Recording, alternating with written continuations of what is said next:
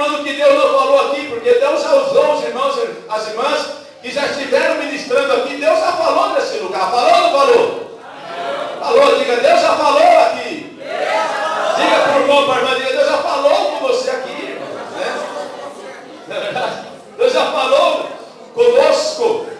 Deus já falou com a igreja aqui nessa noite.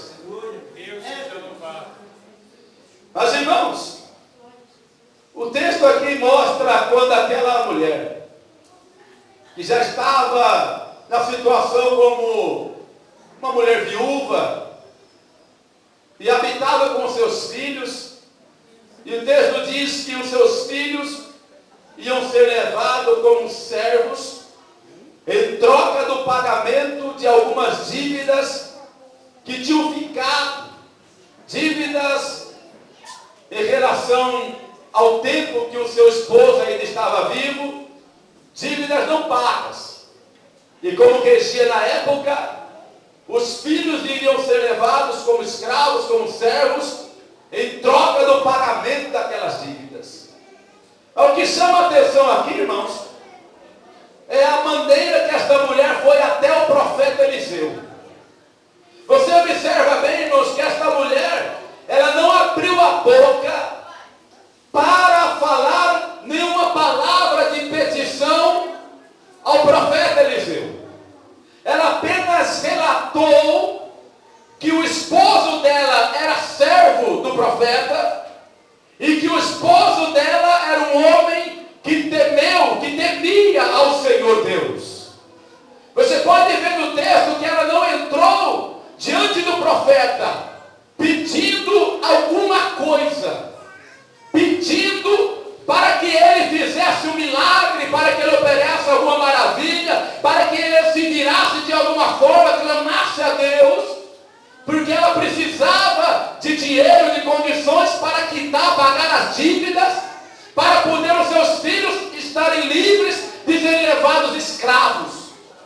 Ela simplesmente chegou diante do profeta e clamou a ele, disse para ele, que ele bem sabia que o esposo dela que tinha falecido, tinha morrido, ele era servo dele, e ele temia ao Senhor Deus, e ela expressou o que estava acontecendo, que os seus filhos estavam para ser levados como escravos, como servos, em troca das dívidas que tinham ficado. E o profeta Eliseu fez um questionamento para aquela mulher e perguntou, e que eu hei de fazer por ti?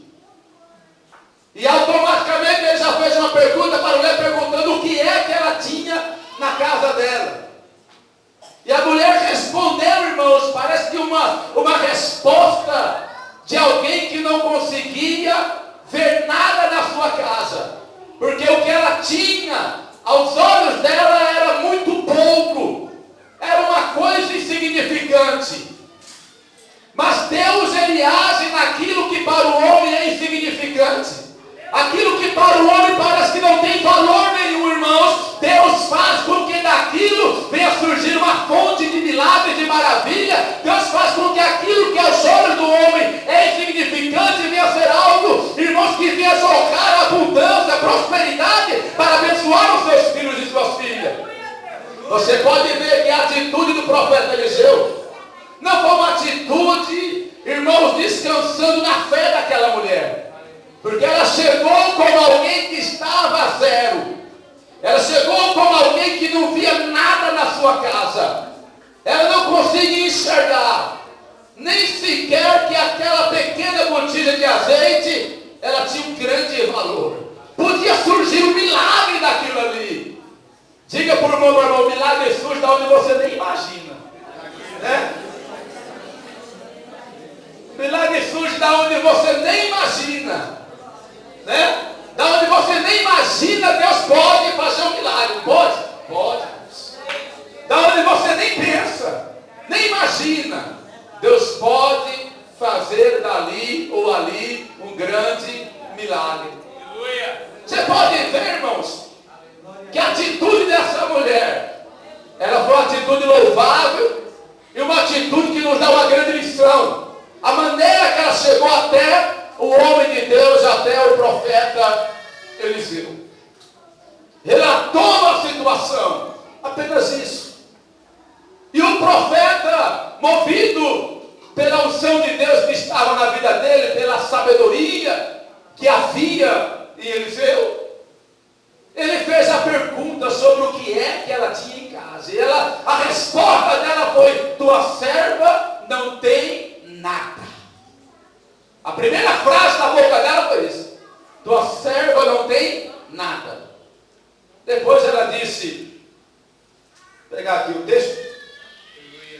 Depois ela disse: senão uma botija de azeite. Quer dizer que aquela botija de azeite para ela era nada. Era uma botija insignificante. Nada, simplesmente nada. Ela colocou aquela botija de azeite dentro daquela frase. Ela disse: tua serva não tem nada, senão uma botija de azeite.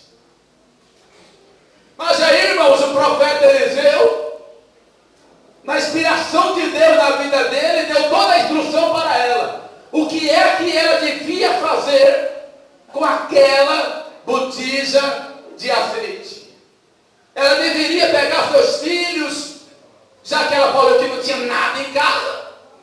Logicamente, já deixou bem claro. Bom, Eliseu já viu, ela não tem nada. Não tem vaso, não tem vasilhas, não tem mais nada. Senão uma botija de azeite. Então, manda teus filhos sair pelos teus vizinhos, todos os vizinhos, pede o que puder de vasos, de vasilhas, pede, não pouco, traz para a tua casa, fecha a porta, e lá junto com os teus filhos, pega a botija de azeite, e vai derramando o azeite nos vasos vazios, e conforme eles vão enchendo, vai colocando a parte de lado. Ela fez tudo isso, o que o profeta ordenou, até que não tinha mais um vaso vazio sequer. Aí a Bíblia diz que o azeite parou o azeite descer, porque não tinha mais vasos para encher. Depois que ela viu que todas as vasilhas estavam cheias, você pode ver, irmãos, essa mulher, a atitude dela. Ela não tomou uma atitude sem antes de buscar o conselho do profeta. Quando ela viu que o azeite parou, todos os vasos estavam cheios, ela foi até o profeta, relatou para ele que tinha acontecido o que ele falou. Os vasos estavam todos cheios, e como se ela perguntasse: e agora, o que eu faço? E o profeta Eliseu disse: vai, pega todo aquele azeite, vende, paga a tua dívida, e você e teus filhos vivei do resto. Que bênção, irmãos. Diga assim: que bênção. Diga glória a Deus. É a prosperidade de Deus na casa daquela mulher, né?